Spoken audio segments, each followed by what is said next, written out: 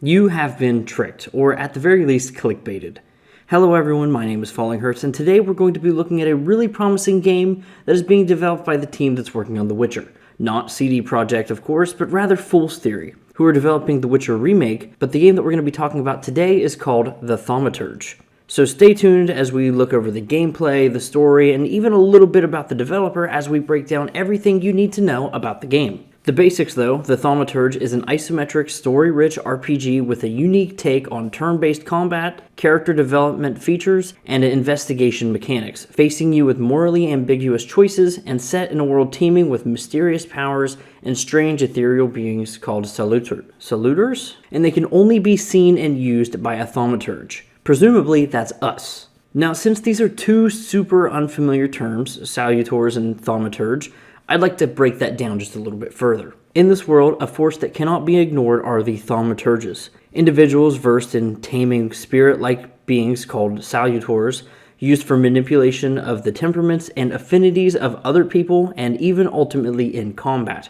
The devil is in the detail. Only Thaumaturges are fully aware of the Salutors' nature, and only they can perceive them in their true essence, which, as you can see throughout the gameplay trailer here, there actually is a ghostly or otherworldly appearance that no one else seems to really notice. Their capability to influence others significantly and demonstrably increases their ability to change the surrounding world. However, Thaumaturgy is a power that should be used with caution. So to me, this sets up a really interesting premise and a set of rules and morals within the world. The choice of how we use these Salutors could weigh a heavy impact on our story or even our gameplay in the long run. But speaking of the world that this takes place in, the year is 1905. Warsaw lives under the yoke of Imperial Russian Tsardom. Its inhabitants constitute a diverse group of different ancestries, views, and beliefs, with often conflicting interests: Russian soldiers, Jewish merchants, Polish townspeople, and more. Despite the circumstances, the city is a buzzing metropolis where one can attend a breathtaking party with the high society and later get robbed in one of the dark alleyways in the Praga district. A city of great hopes and dreams on one hand and dark desires on the other. And to me, this really strikes me as a city that is going to play a character of its own. What I mean by that, think of a recent example of the USG Ishimura from the Dead Space or Dead Space remake. The Planet Cracker station that you're actually on feels like its own personality. All of the documents you find of all of the different characters who aren't, super important in the narrative in the long run, all comes together to be one intertwined narrative along with the different signs, lighting. Basically, the whole atmosphere and vibe of the place comes off as its own individual piece of the story. And that's really what I think that this city could be in this game as well. And once again, while that's all that we have officially to go on as far as the setting goes, I really like the way the city is described. I'm not sure how much outside of the city exploring will actually be able to do. Personally though, I'm going to have to get used to the isometric camera for exploration, but from the scheme of things with the combat, I'm sure there's going to be a lot of nice and close-up camera during dialogue and cutscenes, at the very least, at least to showcase some of the city and its inhabitants up close and personal. Now, as we continue, the store page lists features that the game has, and I'll intertwine this with my kind of gameplay breakdown from the trailer here as well. First up, it emphasizes again that we will be shaping our story, and that with the choices that we make, we have to deal with the aftermath of those decisions. Next, it says that we'll be able to develop our character and approach situations in different ways. Now, we don't fully know how this will play out, but I assume that there will be skill trees that we can kind of choose, a morality system that could impact the way the game is played, and the use of specific Salutors could also alter unique playstyle. Then with the turn-based combat that looks super cool and stylized, by the way, I just wish we could see a little more of it, but we will use both human attacks and skills and also psychic strikes by the Salutors, which after seeing the gameplay, we see a punch do like 5 damage, and then 2 abilities are shown on the screen, and the one that they choose for the Salutor basically damages the enemy with a backstab while also removing all of the negative effects from the player as well. All of which when selected, plays a super cool animation that adds a lot of style to the combat of this game. Visually, as I mentioned earlier, the world looks intricate, but the combat oozes so much style from this small gameplay snippet. Next up for our list of features, we have influencing and manipulating the temperaments of other characters to bend their wills to your liking. Basically, I take this as a kind of persuasion minigame. We'll see exactly how this plays out, whether it's, with certain Thaumaturges or whatever, it's more of like a invasive thing where we're more like threatening, or if we're more cunning with certain ones.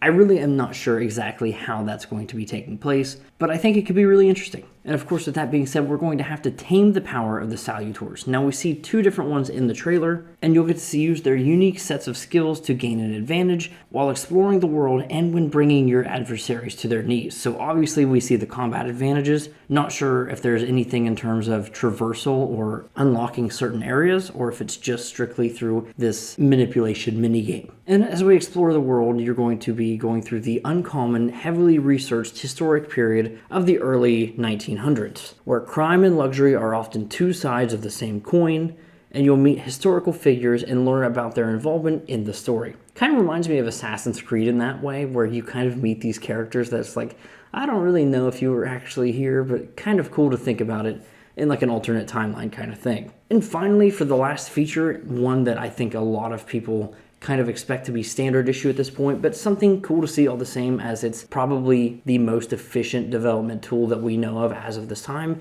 is that the game is created in Unreal Engine 5 to deliver a detailed and beautifully crafted world, and hopefully one that they can implement on, hopefully get the game out sooner rather than later, although they should take as much time as they want. Now, if you're here towards the end of the video, there's only a couple more things we need to go over. Everything you officially need to know.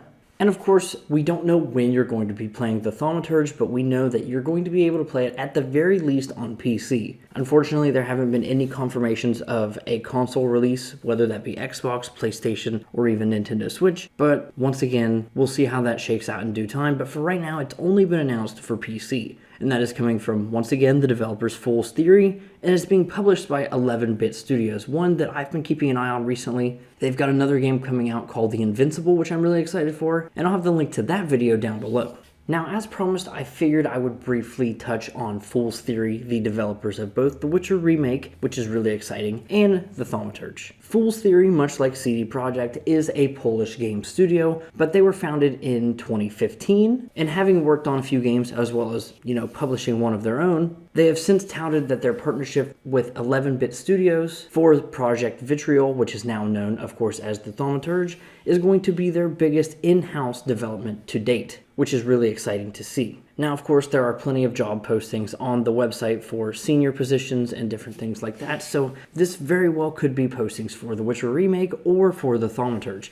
Either way, it seems like a pretty healthy studio, all things considered. And this is a team of over 50 employees, which I don't know if that's big or not in the grand scheme of things, considering I don't know what the workload from one project to the other is, but I have to assume a lot of resources probably are going to The Witcher Remake. But then again, maybe that's something that's kind of sidelined until this project does come out. Either way, let me know what you think of the game down below. Let me know what you're excited to see. Personally, I think the game looks a little bit like Persona in the essence of you're kind of collecting these demonic creatures. Maybe SMT, maybe that's a better way of putting it. But either way, I think Fool's Theory is a studio to me that needs to prove themselves. But if this game lands, then I will be really excited for The Witcher Remake, because The Witcher 1, super underrated game, and I'm really excited to see how that turns out as well. But anyways, my name is Falling Hurts. Thank you so much for watching this video, and yeah, consider subscribing, and goodbye.